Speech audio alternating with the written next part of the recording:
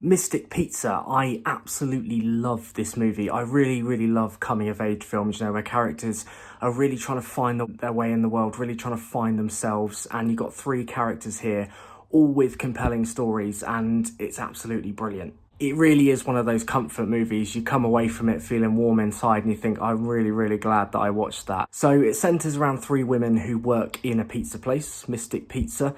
You've got Daisy and Kat, who are sisters, and then you've got Jojo as well. Daisy is played by Julia Roberts in what was her breakout role, and you can tell immediately from her performance in this film that she was going to be a massive star. You've got Annabeth Gish, who played Kat. She did a fantastic job as well. And then you've got Lily Taylor, who played Jojo. And I thought all three of them brought such an amazing amount of warmth to their roles and depth. You know, you really, really got behind the characters and, you know, you felt immersed by their story and you were really rooting for them. All three of them had romance-based storylines.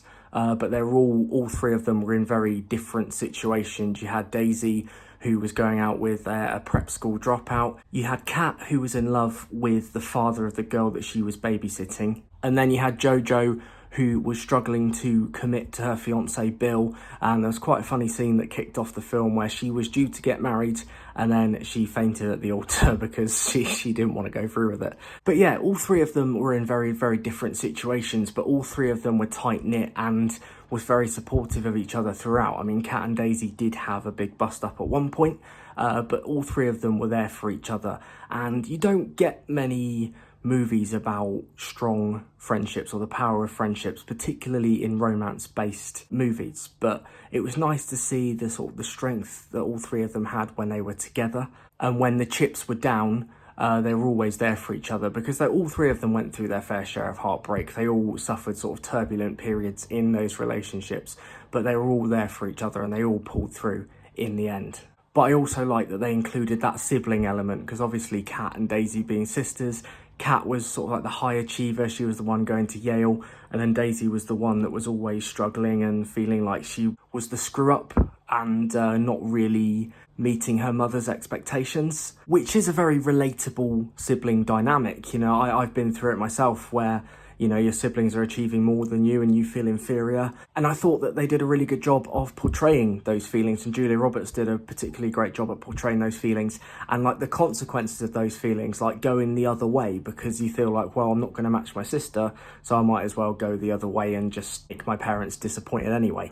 But I think this movie got right what a lot of late 80s, early 90s movies got right, is that it felt real. It was real people, real emotions, real situations. You know, nothing felt heightened. You know, everything felt natural. And I think that's the greatest compliment that I can give Mystic Pizza, is that it felt like a situation that could have happened in real life. You know, it felt like you could be watching this unfold. We haven't actually talked about the pizza element yet. I love the relationship that Leona, the pizza owner, has with Daisy, Kat and Jojo. She very much treats them like they're her daughters. She said that her and her husband never had kids, so they were the closest that she felt to having them, and that was a really, really nice moment. But yeah, it definitely felt like a family-orientated workplace, and you know, they had to deal with the food critic coming and reviewing their restaurant, and that brought out a really nice moment at the end, which then weaved everything else together beautifully as well. Mystic Pizza manages to make you feel nostalgic for a time that you didn't even have, which might be a bit of a weird thing to say, but somebody who never got to experience the 80s myself, I would have absolutely loved to have been around at that time, and you know, seeing the fashion and the lifestyle and the music and all of that stuff. There are certain 80s movies that invoke a feeling like, you know, wishing you were part of it. I'm thinking films like Ferris Bueller's Day Off and The Breakfast Club, and those are the examples that I can think of, and I think Mystic Pizza definitely falls into that category. If you're wanting to watch a film that will make you feel warm inside, a film about friendship and something with a really, really nice ending, I would definitely recommend Mystic Pizza because it will make you feel all of those feelings and will leave you coming away feeling very, very glad that you watched it. In a word, superb.